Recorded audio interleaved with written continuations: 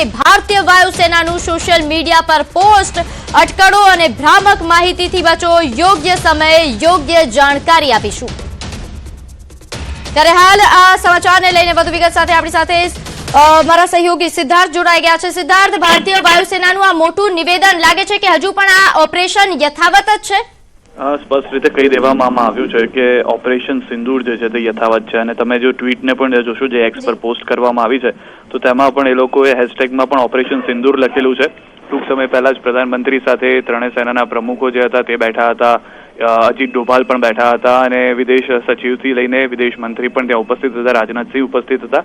તો એ ચર્ચા થઈ ચૂકી છે કે જે ઓપરેશન છે એ યથાવત રાખવામાં આવ્યું છે, પરંતુ તમામ લોકોને એ પણ જણાવી દઈએ કે ઓપરેશન સિંદૂર જે હતું એ પાકિસ્તાન સામે ક્યારેય પણ નહોતું, એ આતંકીઓ સામે હતું। પાકિસ્તાનની અંદર રહેલા આતંકીઓ સામેનું ઓપરેશન હતું, એટલે કે સીઝ ફાયરની સાથે આ વાતને કદાચ ના જોડવી જોઈએ આપણે। સીઝ ફાયર જે છે બંને દેશ વચ્ચે થયેલું છે અને ઓપરેશન સિંદૂર જે છે તે આતંકીઓ સામે કરવામાં આવેલું હતું અને જ્યારે ઓપરેશન સિંદૂર કર્યું ત્યારે પણ ભારતે સ્પષ્ટ કર્યું હતું કે અમે પાકિસ્તાની જનતા કે પાકિસ્તાની સેના સામે કોઈ ઓપરેશન નથી ચલાવ્યું, અમે તો આતંકીઓ સામે ઓપરેશન ચલાવ્યું છે। અને પરંતુ પાકિસ્તાન તેને ત્યારે સમજ્યું નહોતું અને એણે ભારત ઉપર હુમલો કર્યો, ભારતને ઉપર ડ્રોન છોડ્યા જે કંઈ કામ તો ના આવ્યા, પરંતુ S-400 જે આપણું સુદર્શન ચક્ર હતું એ ત્યારે ખબર પડી કે ટેસ્ટ થઈ ગયું, એના માટે કદાચ એ લોકોએ કર્યું હોય તેવું પણ માની લઈએ। પરંતુ અહીંયા આગળ ટ્વીટની અંદર સ્પષ્ટ લખેલું છે કે ઓપરેશન સિંદૂર જે છે તે અમારો ટાસ્ક હતો જે અમે પૂર્ણ કર્યું છે, પરંતુ with the precision and professionalism operations were conducted in a deliberately and district manner align with the national objectives. એટલે ગઈકાલે પણ એક તમને સૂત્રો પાસેથી માહિતી આવી હતી જે આપણે પણ ચલાવી હતી કે હવે જો એક્ટ ઓફ ટેરરિઝમ કરવામાં આવશે ભારત સામે તો એને એક્ટ ઓફ વોર માની લેવામાં આવશે। તો તે રીતની જે પરિસ્થિતિ છે જે તેને સ્પષ્ટ જોવા મળી રહી છે અને આઈએફએ તેના જે આ એક્સ પર પોસ્ટ કરી છે તેમાં તમામ લોકોને ટેગ પણ કરેલા છે, ડિફેન્સ મિનિસ્ટર ઇન્ડિયા છે, MEA ઇન્ડિયા છે, MIB ઇન્ડિયા છે, એટલે કે બધા જેમ કે ADGPI છે, ઇન્ડિયન નેવી મીડિયા છે।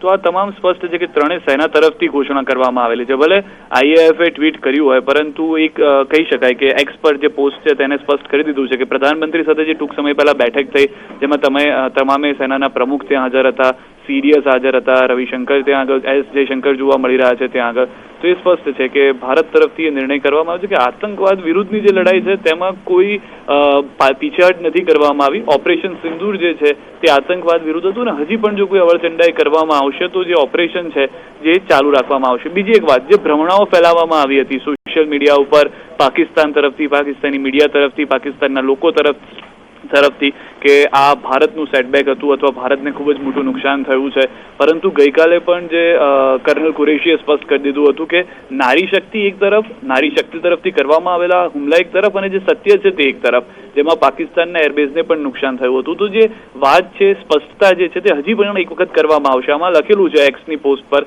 કે અમે હજી એક પ્રેસ કોન્ફરન્સ કન્ડક્ટ કરીશું જે સમય આવતા તમામ ખુલાસા સાથેની હશે। એટલે કે ભારતીય વાયુસેના તરફથી આજે સ્પષ્ટ પોસ્ટ કરવામાં આવી છે તેમાં કહેવામાં આવ્યું છે કે હવે જે ઓપરેશન છે તે યથાવત છે અને તેમાં કદાચ કોઈ બેમત લોકોને ન રહેવું જોઈએ।